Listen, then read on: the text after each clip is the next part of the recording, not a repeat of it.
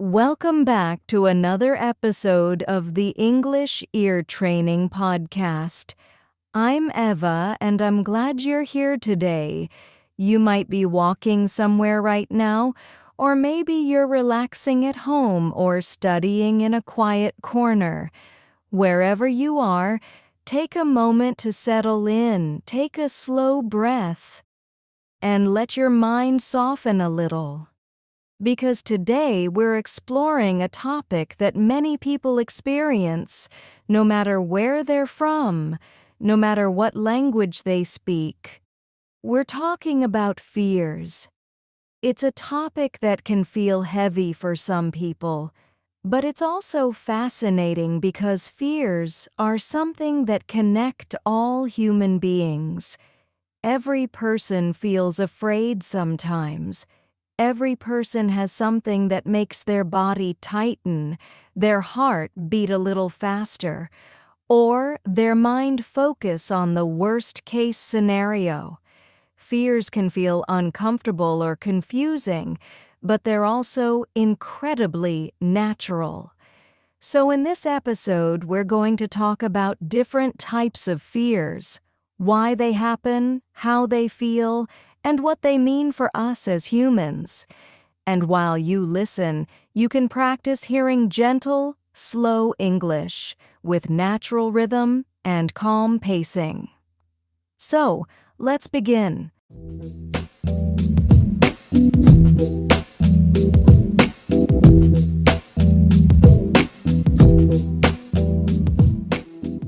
One of the most common fears people experience is the fear of the dark.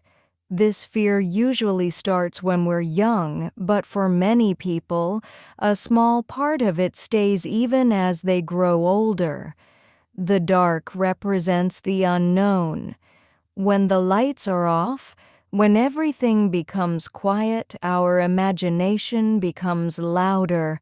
Our minds start filling the empty space with possibilities, images, and questions.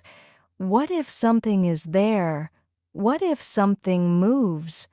What if something happens? Even though most of the time nothing is actually wrong, our brain reacts as if something might be hiding in the shadows. And that feeling of not knowing can be unsettling. Some people feel nervous when walking down a dark hallway. Some feel uncomfortable entering a room where they can't see clearly. Others feel completely fine until they watch a scary movie, and then suddenly every corner of the room feels suspicious. The fear of the dark isn't really about the darkness itself. It's about uncertainty. And humans have a long history of fearing what they cannot see. Another fear many people talk about is the fear of heights. This doesn't only happen on tall buildings or mountain edges. Sometimes it appears on balconies, bridges, staircases, or even on amusement park rides. For some people, being high above the ground creates a strange feeling in the body. Their stomach feels tight, their legs feel weak, their head feels light. Some people describe a wave of dizziness or confusion. Others say their hands start sweating, even if they're standing safely behind a strong railing. It's a fear that comes from the brain trying to protect us. Height means danger, and danger means we need to be careful. But not everyone experiences this fear in the same way.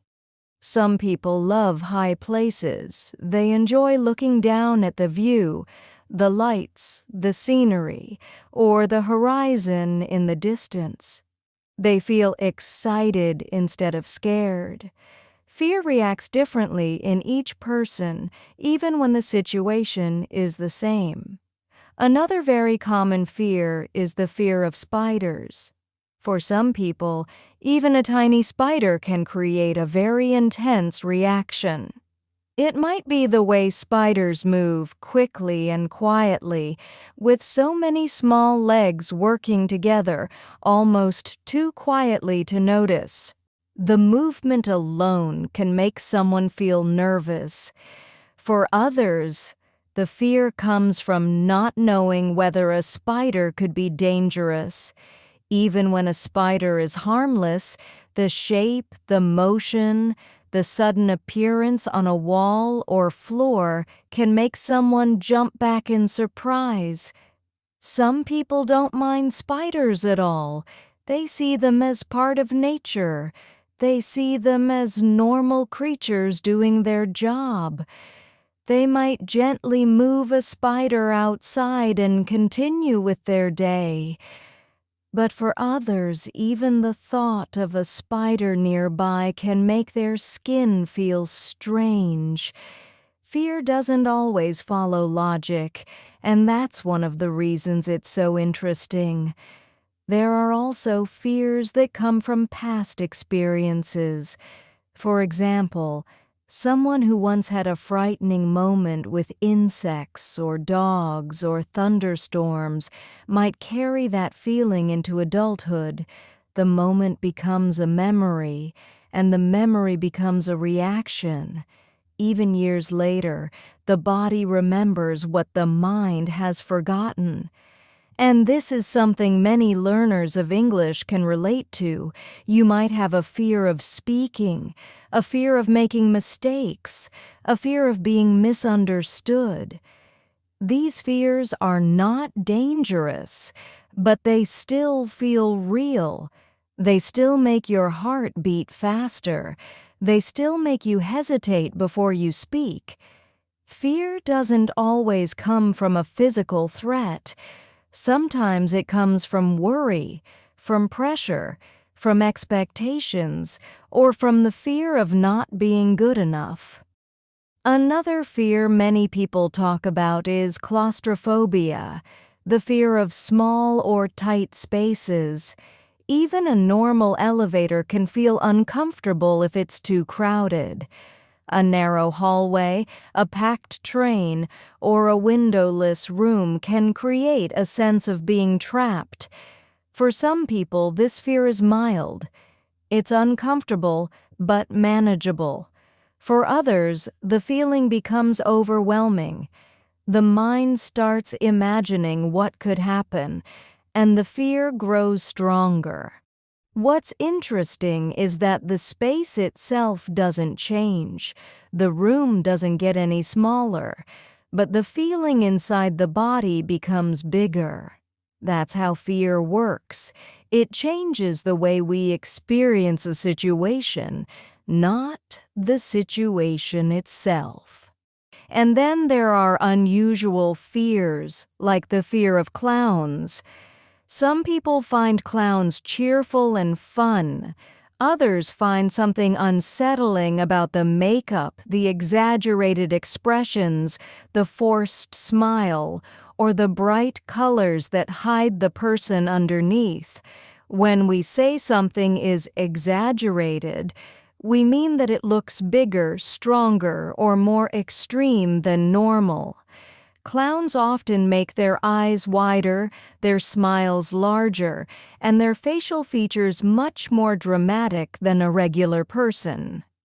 All right, let's continue. Movies and stories have also shaped this fear for many people. When something meant to be friendly becomes something mysterious or strange, it can trigger unexpected reactions. Fears come in many shapes. Some are small, some are strong, some appear suddenly, some stay with us for years. But all of them share one important thing.